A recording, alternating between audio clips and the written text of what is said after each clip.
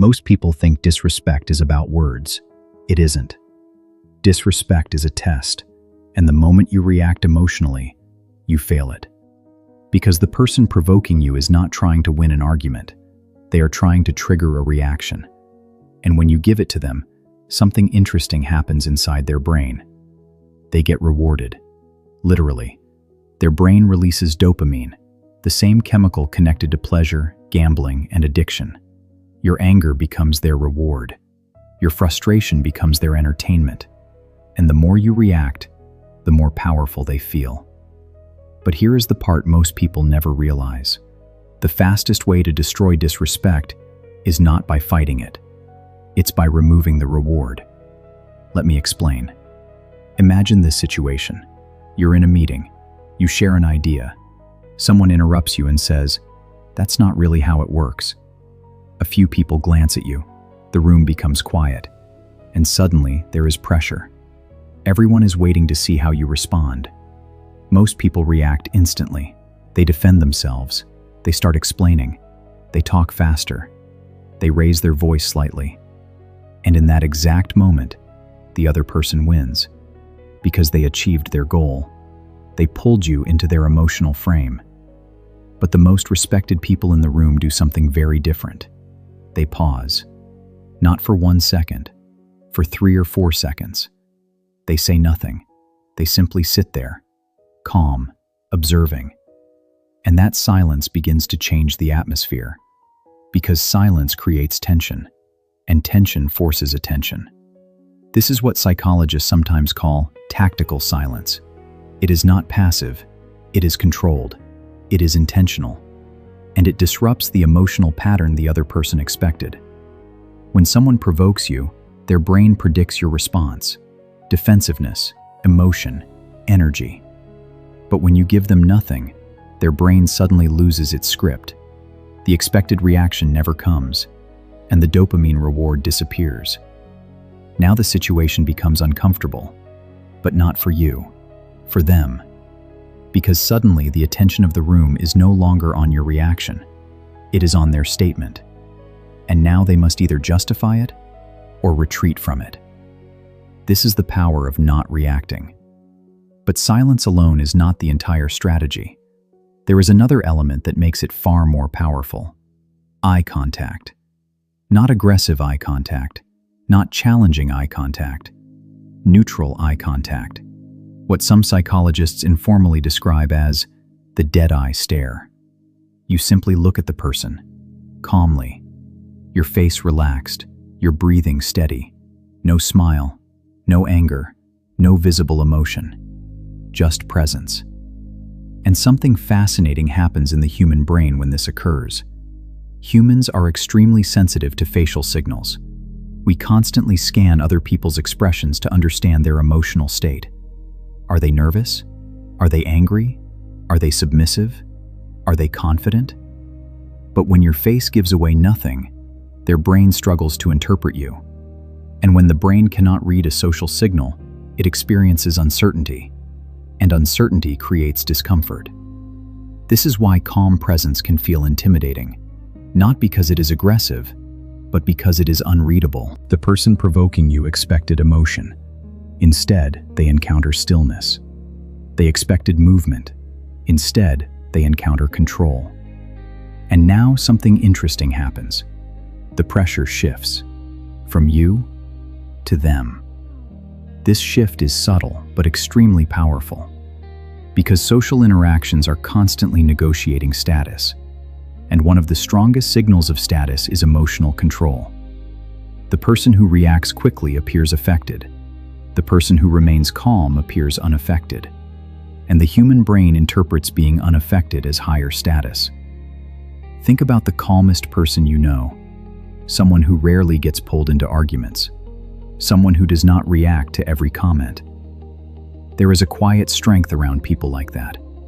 Not because they dominate the room, but because they cannot easily be manipulated. People quickly learn something important about them. Provocation does not work. And when provocation stops working, people stop trying. But there is another layer to this technique that most people miss, and it has to do with timing. After the silence, after the eye contact, you respond with very few words. Not a speech, not an explanation, just clarity. For example, imagine someone says something dismissive. Instead of reacting immediately, you pause. You look at them calmly. Then you say something simple. Could you explain what you mean by that?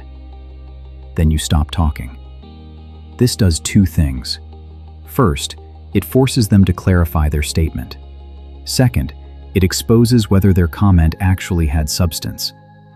Many provocative comments collapse the moment they are forced into explanation, because they were never meant to be logical.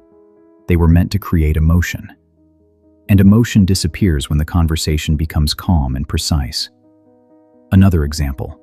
Someone says something sarcastic about your idea. Instead of defending yourself immediately, you pause. You look at them. Then you say, "If you have a better suggestion, I'm open to hearing it." Then silence again.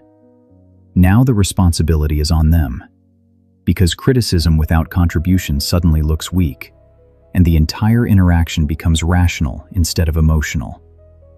This is why emotional discipline is one of the most powerful social skills a person can develop.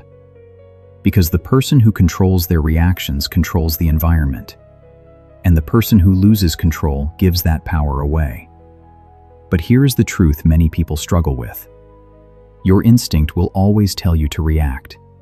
Your ego will want to defend itself. Your mind will start building arguments.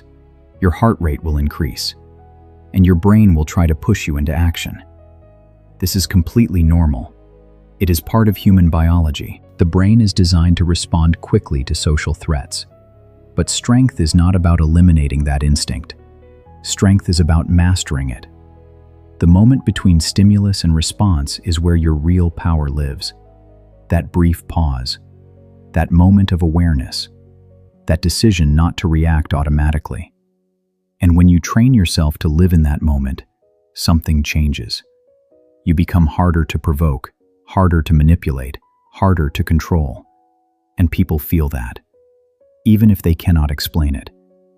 Because calm energy communicates confidence more strongly than words ever could. Confident people do not rush. Confident people do not panic. Confident people do not feel the need to win every small exchange. They choose when something deserves their attention, and when it does not. But perhaps the most important thing to understand is this: silence is not weakness. Many people fear silence because they think it makes them look passive. In reality, controlled silence is often a display of strength, because reacting emotionally is easy. Anyone can do that. But maintaining composure when someone tries to provoke you, that requires discipline. And discipline commands respect.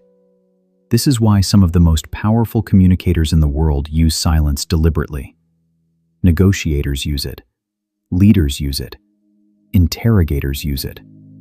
Because silence creates psychological pressure without aggression. It forces the other person to fill the space, and the person who speaks more often reveals more. But the person who remains calm controls the rhythm of the conversation. So the next time someone tries to provoke you, remember what is really happening. They are throwing bait, and they are hoping you will bite. Your reaction is the reward they are chasing. Your anger is the signal that their tactic worked. But if you simply refuse the bait, the entire mechanism breaks. No reward, no dopamine, no power, just awkward silence. And in that silence, something very interesting happens. People begin to reassess you. They begin to see you differently. Because someone who cannot be emotionally controlled becomes unpredictable. And unpredictability creates respect, not fear, respect. Because people realize that manipulating you will not be easy. So the next time someone disrespects you, do something unexpected. Pause, breathe, look at them calmly, say less than they expect, and allow the silence to exist. Because in a world where everyone reacts instantly, the person who remains calm becomes impossible to control. And the moment people realize they cannot control your reactions, they stop trying. Because calm minds are difficult to provoke. Silent confidence is difficult to challenge. And a person who masters their emotions is a person who quietly masters every room they enter.